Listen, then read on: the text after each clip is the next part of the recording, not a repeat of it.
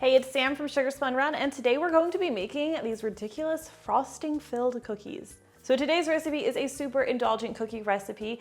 It is a thick and soft, melt-in-your-mouth chocolate and sprinkle-filled cookie that is stuffed with a buttercream frosting. Despite all of this, I really feel like I managed to pull everything off really well, so it's not too sweet. I really think you're going to love it. Let's go ahead and get started. Now, first thing you need is a large mixing bowl. Pull my mixer a little bit closer here. And you also need 1 cup of softened unsalted butter. Let's go ahead and drop this right in our mixing bowl. And for our sugar, we are using 3/4 cup of granulated sugar and 1/4 cup of firmly packed light brown sugar. We're going to cream these ingredients together until they are light and fluffy and very well combined. And one thing I'd like to note about this recipe is while there are a lot of components to make this a pretty sweet cookie, I mean, it's a frosting filled cookie, the dough actually doesn't have a very high ratio of sugar in it. And this is intentional. There's a couple things like making sure the cookie won't spread too much, but also providing a really nice balance between the cookie and the frosting so it's not like, give you a toothache sweet. Next, we're going to be adding 2 large eggs. These should ideally be room temperature. Let's go ahead and crack them in a separate bowl. Try to do this one-handed. I haven't done this in a while, so it's probably gonna be messy. Oh, that could have been much worse. All right, let's add this into our dough, and we're also going to add some vanilla extract. You can use real vanilla extract, obviously, but sometimes I will use imitation vanilla extract if I'm trying to give the cookies like a funfetti flavor, like a cake batter flavor. The artificial flavor makes it taste a little more like that. So use whichever you prefer. I'm typically strictly a pure vanilla person myself, but I just want to let you know the different options you have. Let's go ahead and mix this together, and I am using my hand mixer today, but of course you could absolutely use your stand mixer instead. I would use it fitted with a paddle attachment.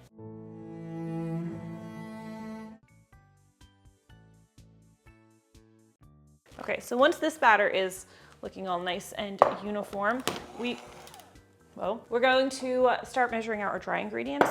So today's recipe starts with cake flour. If you've made some of my other gourmet style cookies, the thick frosted and filled ones, you already know I've been leaning towards this ingredient a lot. And that is because cake flour tends to yield a cookie that is just softer and more tender. It works nicer for stuffing it. All-purpose works really well for a flatter, chewier cookie, whereas cake flour works well for today's intended purpose. So we're using 4 cups of cake flour, but I will include instructions on how to substitute all-purpose. They're just not as good that way. Okay, enough about my flour. I could go on about flour for a long time. I should also mention you should really be using a scale to measure it. But anyway, let's go into the rest of our ingredients. You need 1.5 teaspoons of baking powder and 1/2 teaspoon of baking soda. The baking powder gives a little bit of lift and helps keep the cookies from being too dense. The baking soda also serves that purpose, but it's going to keep the cookies from just staying in a ball shape. So we're gonna get a little bit of spread. And then finally, we need a little bit of salt. We'll use 3/4 teaspoon of table salt. Let me know if you guys enjoy hearing the background of why we're using these ingredients, or if you just want straight up recipe and done. Honestly, I'm probably still gonna talk about why we're using what we're using, but it's nice to have feedback. I just can't help myself. I like understanding these parts. Okay, so let's whisk this together. Okay, let's go ahead and gradually add this to our wet ingredients. And this dough is a little bit more on the drier side it's supposed to be. So it's a good idea to add your flour gradually, like in 4 parts, because this will allow the wet ingredients to absorb it. Whereas if we add all of the dry ingredients at one time, it's going to be hard for the wet ingredients to absorb it, and you're going to have a crumbly dough, which is a giant pain. Number 3, a little more than I wanted to add. Now we always want to scrape the sides and bottom of the bowl. It's a good idea to do this periodically while you're making the dough because you want to make sure that everything is well incorporated and there's no flour or other rogue ingredient hiding on the bottom of the bowl. For our add-ins, I like to use an array of different types and sizes of chocolate chips. Just makes the cookie a little more fun. I start with 2/3 cup of mini chocolate chips, and then I do 1/3 cup each of standard sized semi-sweet and white chocolate chips. Feel free to mix and match as you'd like. Only thing I wouldn't do is I probably wouldn't do all white chocolate chips because that could make the cookie seem a little too sweet. Before I forget, we also need some sprinkles. We'll be adding 3 tablespoons of sprinkles, and I recommend using either sequin sprinkles or quin sprinkles or these jimmies. Nonpareils could bleed in your batter a little bit. Get everything nicely mixed in. It's a thick dough, so it's gonna take a second to get mixed in. Take a little work. Clearly I need to lift some weights or something. Don't break your spatula. Quick taste test. Don't try that at home. Somebody is gonna get upset with me. It's not safe. So while this is a thick dough, at this point it's going to be a little bit sticky. So we are going to chill it in the refrigerator before we handle it and fill it with our frosting. So you need at least 30 minutes in the fridge. That's delicious. And while it's chilling, we can preheat our oven to 375 degrees Fahrenheit and we can start making our frosting filling. So let's do that. For our frosting, we are going to start with 6 tablespoons of softened butter. I switch things up a little bit here and I often end up using salted butter, but if you use unsalted, just add a pinch of salt with it. So I'm going to go ahead and I'm going to beat this with my mixer until it's nice and creamy before I start adding the sugar. And then we'll gradually add 1.5 cups of powdered sugar. Ooh, my oven's preheated. It's actually a little premature. I could have waited a bit. But creaming the butter first means it's less likely you're going to send powdered sugar all over yourself and your kitchen. Not impossible, just less likely. Little known fact about myself is I hate dealing with powdered sugar because I always make such a mess of it. Let's add the rest of it. Once we're looking nice and uniform here, we're going to add a 1/2 teaspoon of vanilla extract.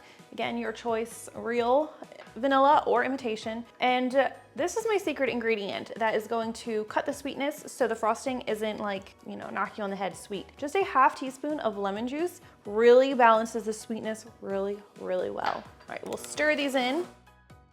And then of course, we're going to add some sprinkles. This is 2 tablespoons of, again, we're using those jimmies. We'll just stir these in. I'm going to do this by hand just to minimize the chance of the sprinkles breaking or bleeding. Let's go ahead and scoop this frosting. You need a level tablespoon of dough, and I do pack this full. It's a tablespoon of frosting, not a tablespoon of dough. A cookie scoop makes nice, easy work of this. I will try to remember to link to the one I use because I use this one a lot. And we're just going to drop this on either a parchment paper or wax paper lined small baking sheet or plate, something that you can fit in your freezer. This is going to be pretty sticky at this point and difficult to work with, and your dough probably still has some more time to chill at this point, so I'm going to pop this in the freezer. I want it to freeze for at least 10-15 minutes before handling it because it's just going to make my job all that much easier. Once your dough has chilled, your frosting has frozen, and your oven is preheated, we can go ahead and assemble these cookies. Very easy. I like to use a large cookie scoop. This is 1/4 cup of dough per cookie. And we're just going to do a nice level scoop. And then I'll just kind of roll that in my palms and make an indent right in the center. We'll take our little frosting ball, drop that right in there, and just form the dough around it. Now, if you find you need to use a little bit more dough, please do. It's important that the frosting be completely covered by the cookie dough, but also you don't want to use much more dough because then you have a smaller amount of frosting to cookie ratio. And you want to center that frosting as much as you can, because then it just looks the best and works the best when you bite into it. So when everything's measured properly, the cookie dough should make you 14 balls of cookie dough, but you will get about 15 frosting fillings. So you can either make your frosting slightly, very, very, very slightly larger than a tablespoon, or you can just, you know, snack on the one extra. Just consider it a bonus, you're welcome. But I like to have a little bit extra because it gives you just a little bit of wiggle room.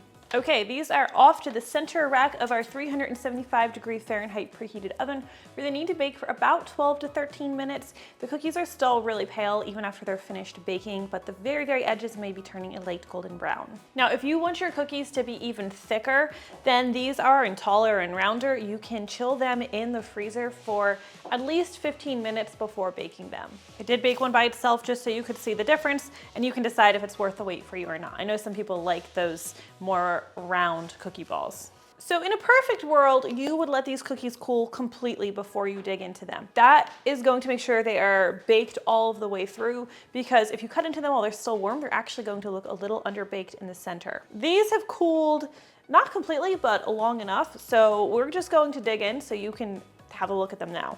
Now make sure you leave me a comment. Let me know how you like this recipe. I really do always love hearing from you. Oh yeah. These are pretty incredible, but if you're looking for an even more sprinkle-infused experience, check out my 3-layer funfetti cake next. That one is a colorful showstopper as well. Thank you so much for watching, and I'll see you next time. You wanna try this with me? Is that a yes? Okay. What do you think? Good? Should I put it on the website? Yeah. He's made a few words today. These are good though. All right, now next we're going, ooh, clean up my mess. All right, enough about flour. Whoa, it's bothering me that that one didn't land in a line. I'm a professional. All right, okay, I have to stop saying all right. All right. All right.